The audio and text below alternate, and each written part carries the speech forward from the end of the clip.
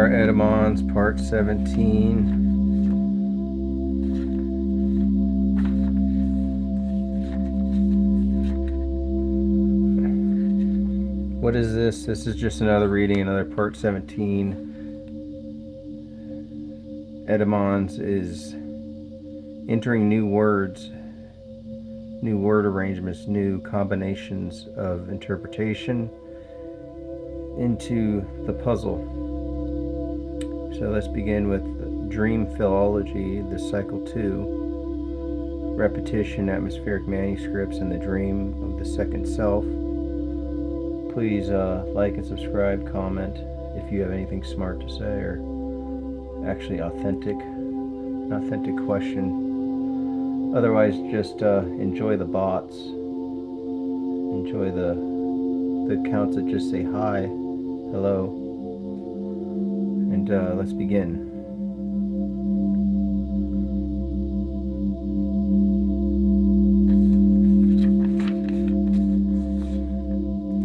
Medicant philology, the strength of weakness, the parasite of discourse, and the atmospheric techniques of petition. Our basest beggars are in the poorest things superfluous. Weakness is strength only where strength is symbolic. All petition is a weather system, low pressure zones demanding recognition. Begging is the parasite that reveals discourse's susceptibility.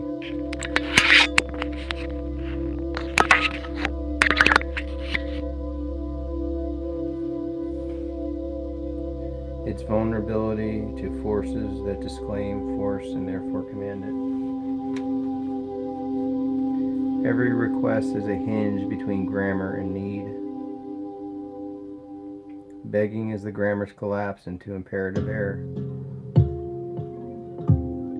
Begging performs helplessness to compel response, a technique of non-agency that overrides the sovereignty of agents. This parasite act both activates and unravels the relational contracts that language pretends to stabilize. To beg is to speak from the bare minimum of ontology, to assert existence through the smallest linguistic gesture. Destitution that speaks is never absolute. Speech itself is the surplus that denies pure deprivation. The beggar reveals the paradox of destitution, its irreducible something more than nothing, its minimal superfluity. In begging, being becomes a claim. Existence is no longer assumed but asserted in extremis. Petition is an atmospheric event, a sudden drop in symbolic pressure forcing reciprocity. Weakness radiates like weather, a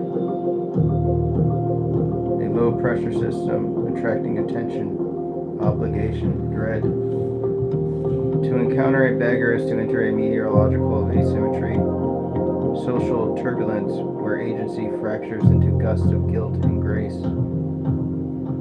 The street is the natural climate of begging. Unsheltered exchange, exposed air, a meteorological theater of contingency. Weakness is powerful because power is symbolic and symbols require witnesses. The weak borrow the strong's future. Their force lies in anticipation of potential violence withheld. Power is strongest in its display, but display exposes power's need for recognition, its fatal openness to being reversed. Weakness weaponizes the strong symbolic dependence, a technique of reversal, an engine of moral asymmetry. Petition is a recursive machine, a technology of weakness converting social force into obligation. The beggar's posture is a Promethean gesture, inverted, not bringing fire to humans, but extinguishing the fire of autonomy in those who perceive them. To beg is to hack the moral operating system. exploit the ethical kernel embedded in the hearts of sociality.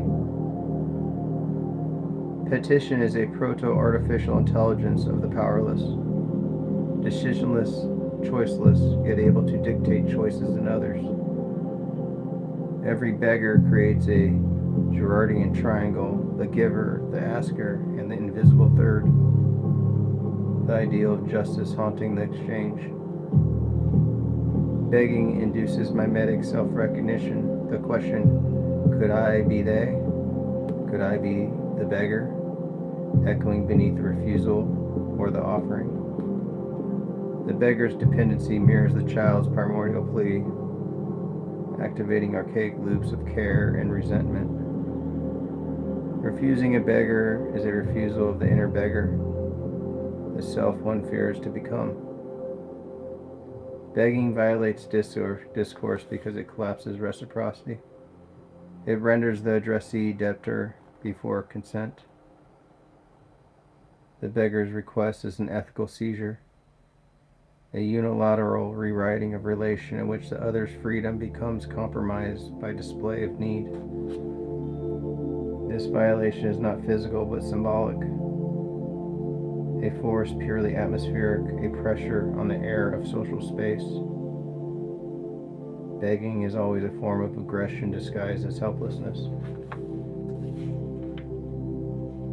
Petition is grammatically encoded in the to and from of the dative and the ablative cases, to receive from whom and through what symbolic exchange.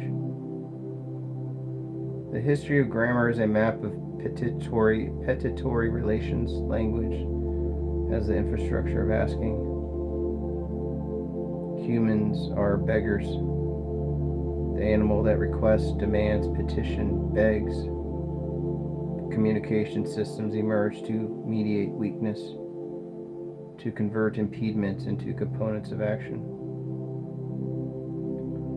Offense is beggar's aristocratic cousin, a demand for recompense disguised as wounded dignity. To take offense is to beg for symbolic reparation with the ferocity of a wounded privilege. Offense is never a feeling. It is a performed claim of violated expectations, a seizure of moral leverage. Offense and petition share a structure. Both weaponize helplessness to compel response.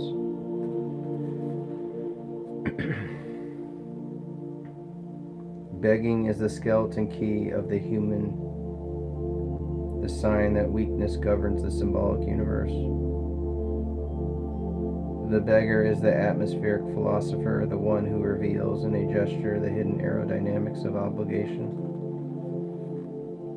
All discourse is petition in disguise, a circulation of requests, demand, deferrals, a weather of mutual weakness. The medicant situation extends beyond the human into animals, gods, techniques, and machines. For all relational beings beg, and all systems of exchange arise from the grammar of need. On begging, signaling, credit, and the beastly symbolic. Allow not nature more than nature needs. Man's life is cheap as the beast's. Need is always a signal is always a bid. Wherever there is life, there is the urge to be answered. Begging is the primordial credit system. A plea is the first loan. Belief, the first currency. To beg is to request that one's narrative be believed. The beggar asks for trust before aid, credit before nourishment. Belief was originally commercial. To believe is to extend credit. To place oneself in another's temporal hands. Thus, mendicity and medacity are twins. The plea that must persuade is always shadowed by the suspicion it may deceive. The symbolic order does not elevate the human above the animal, it intensifies the animal's duplicity. The passage into symbolizing is not a caesura, but a atmospheric dilation. Signs precede us, surround us, and include us. A zoo semiotics reveals that signaling is not the exception but the rule of life. The world teems with proto-symbolic biddings, questions without grammar. The symbolic is not human property but biological weather. Every organism inhabits a zone where presence becomes sign. Play is not frivolity, but the proto-techniques of the as-if, the subjective laboratory of life. Begging fuses need with play, not in jest but in suspended potentiality, in probabilistic futures that must be guessed. Play creates pockets of the world, half inside, half outside actuality, the same suspended pocket in which begging signals reside. The meta is already in the physis. Life evolves through subjective displacements before grammar discovers them.